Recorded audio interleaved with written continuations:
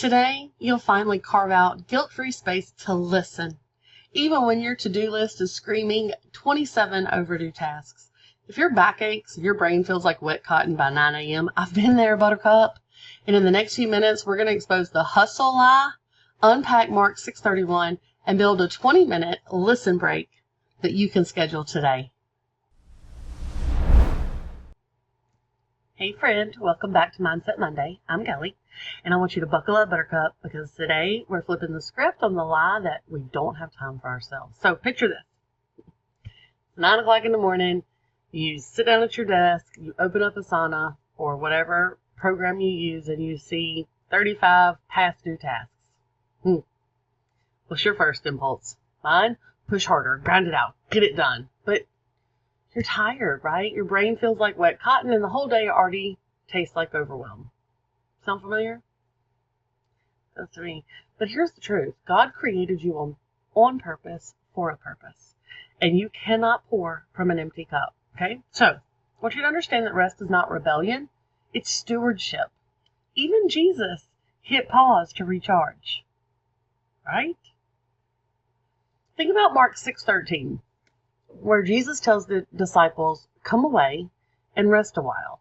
Or 1 Kings 19:11-12, where Elijah doesn't hear God in the wind or the quake, but in a still small voice. So let's break that down. Let's anchor it. Mark 6:31, Jesus had just fed thousands of people. The disciples were exhausted from serving. Right? He says, come away by yourselves to a quiet place and rest a while. In Greek, the word for rest is, I wrote down how to pronounce it, because it's Greek. It's Anapauo, actually. And so the way to pronounce that is unapauo.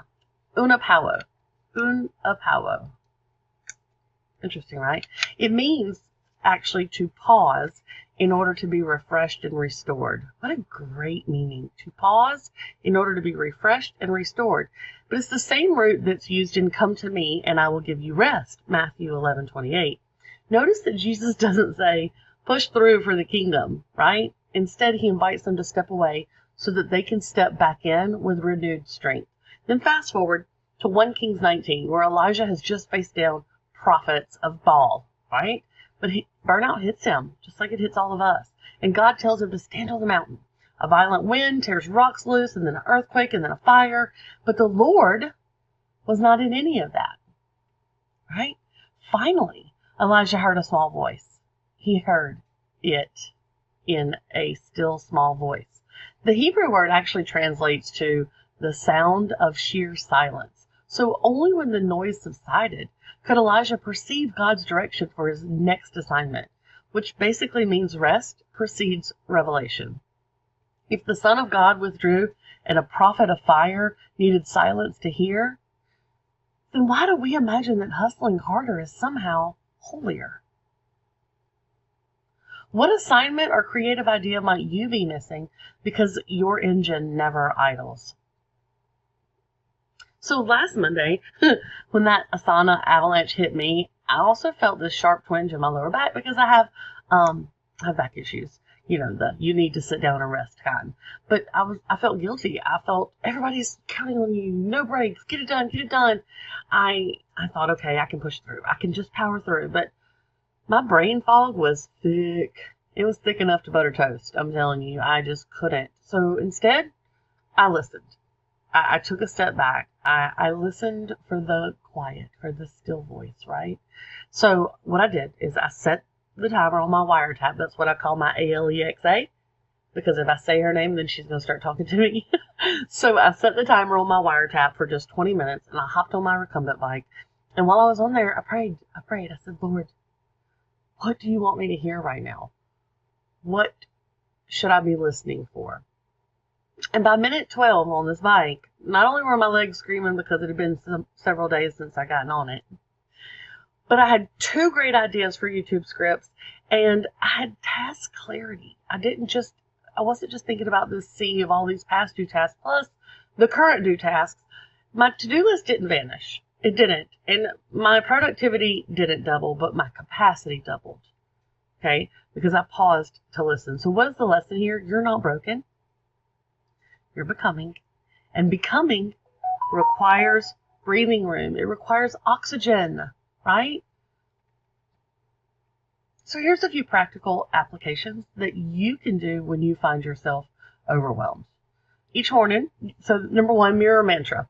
You can say, rest is obedience, not indulgence. Every morning, or whenever you're overwhelmed, whenever you feel like I gotta just push through, remind yourself, rest is obedience, not indulgence. Right? Or number two, you can make yourself a sticky note verse, put it on your computer, put it in your kitchen, wherever you need to. Mark 6:31, that visual permission for you to step away from whatever it is that's draining you. Okay? Or number three, that breath prayer. I love this one. Inhale, speak, Lord. Exhale, I'm listening. You do that a few times, slowly. Speak, Lord. I'm listening. It's great. It works very well. So, this week, my word of the day, or word of the week, is listen. Obviously, right? You can choose whatever word you want, but all of my videos this week will be, will kind of go along with that word. I will refer back to it multiple times. So my challenge to you is to schedule one 20-minute listen break every single day. No phone scrolling, just breathe, stretch, pray, walk, ride your bike, whatever. And I want you to tell us. You don't have to tell us if it's private, but I would like to know that you did this and what you heard. If you don't want to share what you heard, that's fine. Just tell me you did it, and maybe you took some notes or you journaled about it. Okay. For those that love it, here's a great journaling prompt for you to use. If I actually stopped and listened today, what might God say about my pace? And what am I trying to prove? And who am I trying to prove it to? That'll help you dig into your inner workings and try to figure out what's going on, right? So, if you liked this video today, I would like for you to like, subscribe, and share. Drop your one-word intention below. Let me know if you're doing mine. If not, that's okay. And until next time, go outside, breathe air, and remember, you are not broken. You are becoming. Hey friend, consider this your little PS. If you are new to the Buttercup Garden, I want you to know that I have created a Start Here playlist just for you so that you can bloom without the overwhelm. Okay, so let me tell you right now there's 4 videos. It'll grow over time, but at the time of this recording, there are 4. The first one is Buckle Up Buttercup, and it's a quick channel trailer so that you can meet me, Kelly, and you can hear why we do faith plus growth with grace. The second video tells you exactly what the Buttercup Garden is and how you can grow with us. It's the deeper meaning behind hardy buttercups, why buttercups, how to engage, comment, and pick the playlist that fits your season. Excuse me, video 3 is how to use this channel without getting overwhelmed. There's no pressure, no hustle, just simple weekly rhythms that fit your real life. And number 4 is the Start Here. It's my favorite mindset flip. It's my go-to perspective shift, a journal prompt, a truth seed that you can plant today. I want you to watch them straight through or snack on them one at a time. Either way, you're going to discover our heartbeat, our holy hustle with grace, spiritual joy, and the belief that you are not broken. You are becoming. So, hit that link right up there and save that playlist. Play it while you fold laundry or sip sweet tea and get to know us. And then go outside, breathe air, and remember, progress, no matter how small, still counts. See you in the playlist.